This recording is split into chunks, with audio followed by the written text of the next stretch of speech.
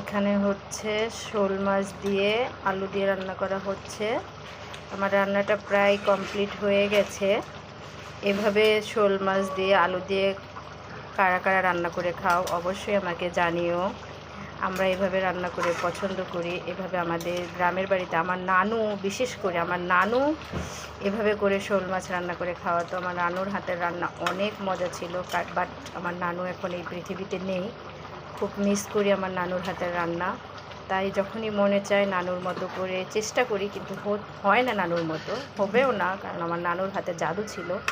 সেই জাদুটা হয়তো আমাদের হাতে নেই, কিন্তু আমার নানুকে স্মরণ করেই আমরা সেই রান্নাটা করি, যে নানুর মতো যাতে রান্নাটা হয়, সেরকম টেস্ট হয় চেষ্টা করি। বাকিটা উপরওয়ালার ইচ্ছা। তো এখানে আমি ধনিয়া পাতা দিয়ে দেব। ধনিয়া পাতা দিয়ে এখন আমি নাড়াচাড়া দিয়ে কিছু সময় রেখে নামিয়ে ফেলবো। অবশ্যই আমার রান্নাটা কীরকম হয়েছে আমাকে জানাবে। ভুল ত্রুটি হলে ক্ষমার দৃষ্টিতে দেখবে। সবাই ভালো থাকবে, সুস্থ থাকবে।